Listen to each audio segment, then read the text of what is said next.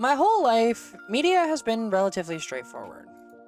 Main character goes up against a villain, makes friends along the way, and more times than not finds a partner of the opposite sex that, after the story concludes, they can remain happily ever after with.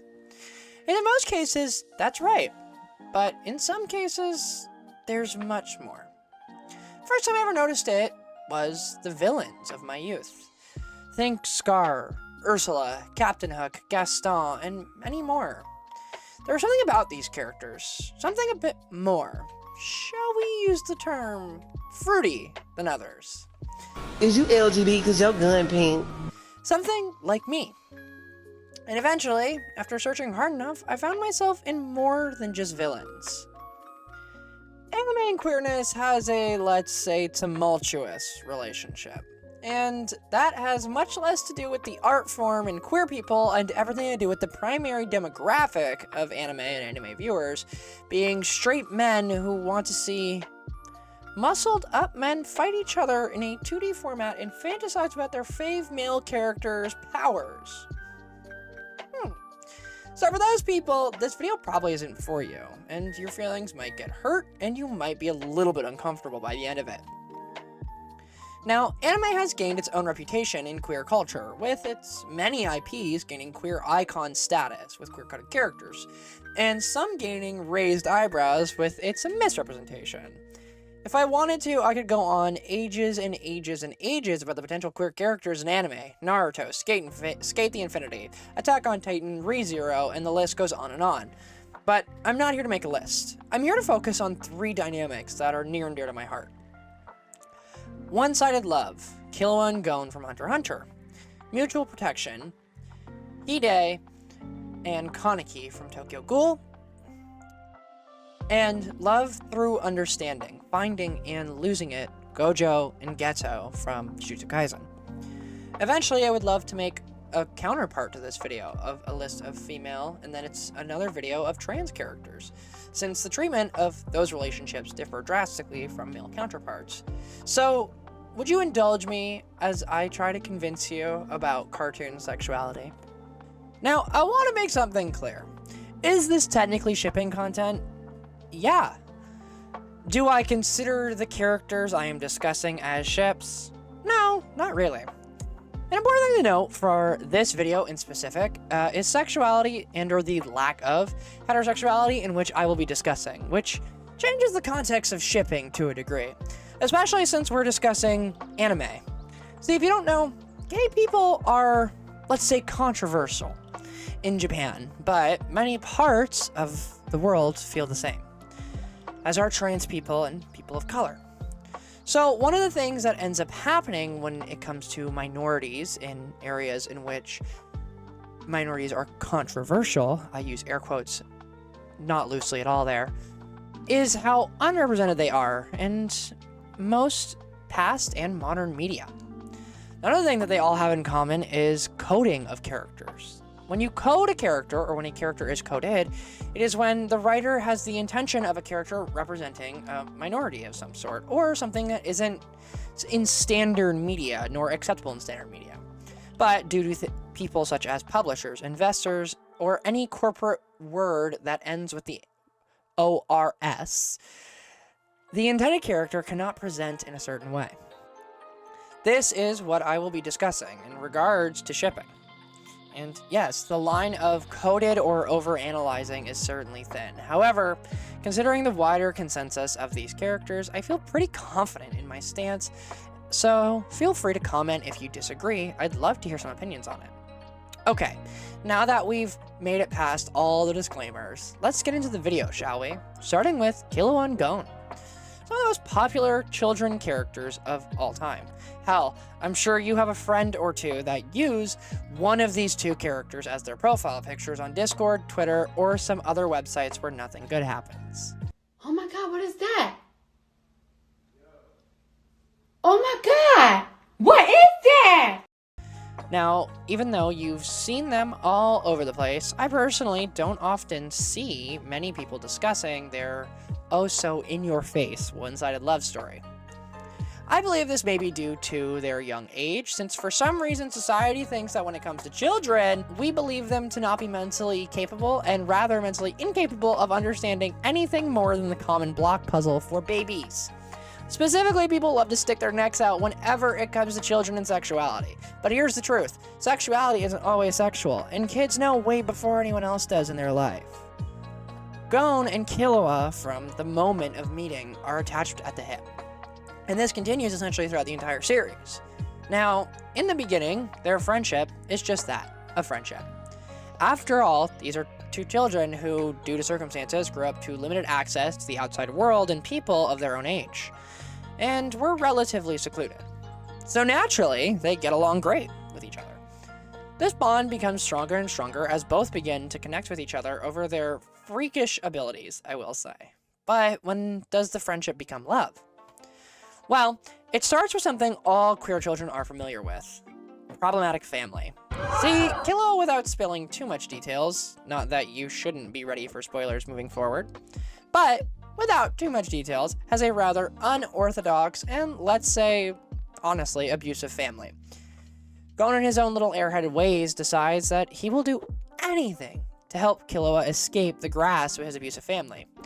Killua, having never had anyone look out for him or put themselves on the line, such as Gon does, in my opinion, is where he starts his descent into romantic feelings for Gon. After all, Leorio and Kurapika both risk their lives to help Gon, but Killua feels especially close to Gon, so close that he would defy his family. Not once, but many times. So close that he would go on life-threatening adventures with him for relatively no gain. So close that he would dedicate himself to helping Gon find his father. Now, if you've noticed, I've only discussed Killua's dedication to Gon. And that's because I believe Gon never saw Killua more than a friend. And that this love is very one-sided. We see Killua risk everything for Gon, time and time again in the series, but other than when Gon helps Killua escape from his family, Gon never really puts his neck on the line in the same way again. Gon will prefer Killua around, but he doesn't sacrifice anything to be with Killua. You see, it's why I believe Killua is such a universally loved character. He overcomes his abusive family, which makes all of us proud of him, but he is dependent on a person who helped him, so dependent that he cannot fathom Gon with even another woman or girl in this situation. Have you ever been on a date before? Sure, plenty of times. And we've been together since I retired. Oh yeah, you get it now? And I thought we would stay together. Damn, I'm losing it. I've already made up my mind. So dependent that he will lose his hands to help Gon. So dependent that he would go back to his abusive family and directly oppose them just to save Gon. It's a dependency none of us want to admit, but most of us have once had. At least to some degree. A relationship where you cared more than the other person, or persons, in the relationship. Gon takes advantage of Killua's dedication time and time again, and uses Killua as essentially a tool. Gon may have had romantic interest in Killua at some point, but by the end of the series, his obsession to find his father turned that feeling of love and respect into a power dynamic that he's happy to take advantage of whenever he can. Whereas our next duo went in the opposite direction, of allowing their affection to cloud their judgment and keep secrets from one another, resulting in them paying the ultimate price. Ken Kaneki and Hideyoshi Nagachika, who I will now be referring to as Ken and Hide, unlike Killua and Gon, spend limited runtime developing their relationship in comparison to the primary story of Tokyo Ghoul. This is fine since the relationship is established and has very little growing to go once the viewer has met them. Rather, from basically our introduction of them, we know that they know each other better than they know themselves. Throughout the series, we see them both look out for each other time and time again. More times than not, we see Ken trying to keep the ghoul world separate from Hide due to the dangers of ghouls, inherently.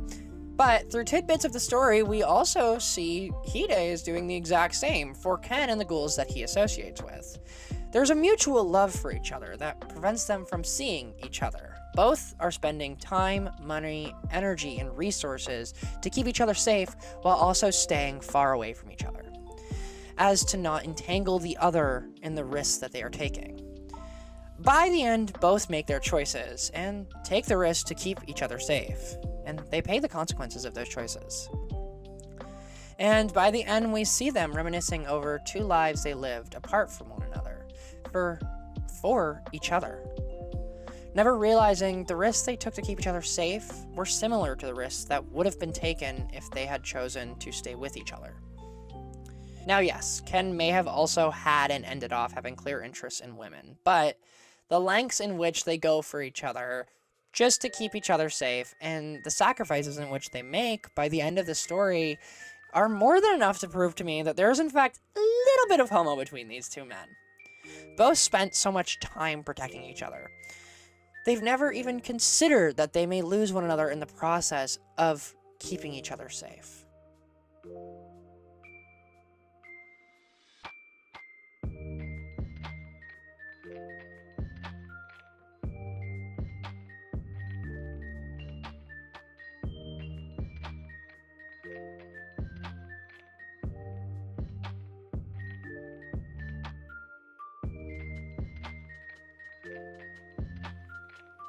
Similar to another just friends couple that I'm sure everyone is aware of by now, and is probably the main reason why you clicked this video.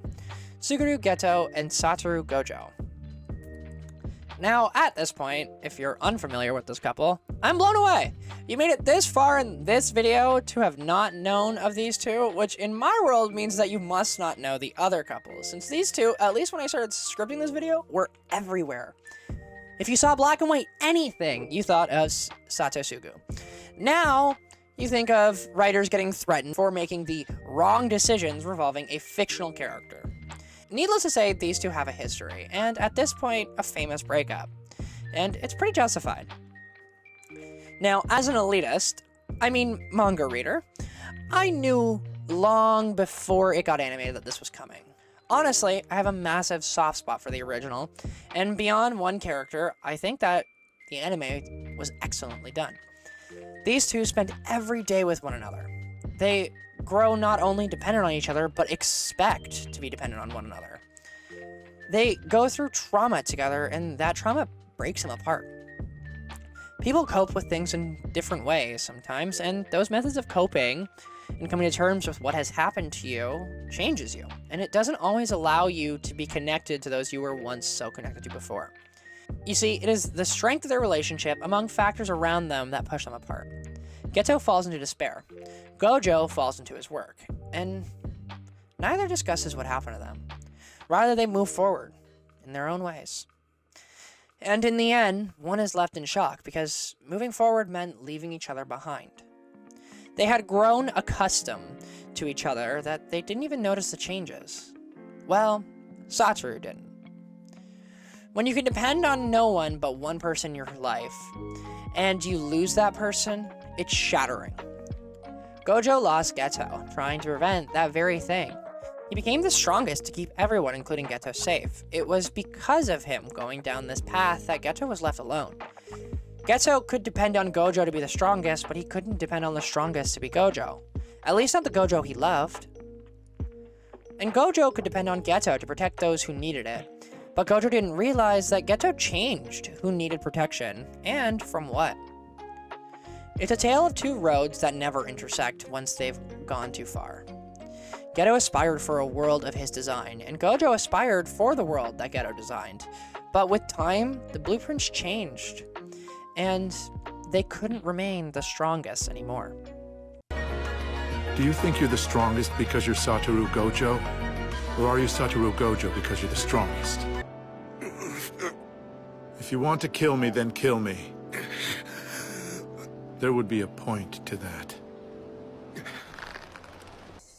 Yeah, but apparently being strong isn't enough. The only ones that I can save are those already waiting to be saved by someone.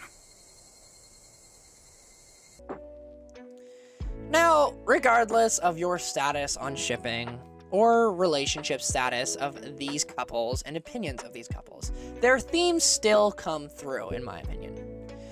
The one-sided love of Killua and Gon, the mutual protection of Kenkaneki and Hide Nagachika that takes them away from one another, and the security and dependency that makes Gojo blind to the road Geto has driven down, their characters all provide valuable insights into a very real aspect of all human relationships.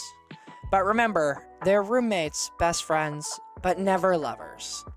I have been Enigma, and goodbye.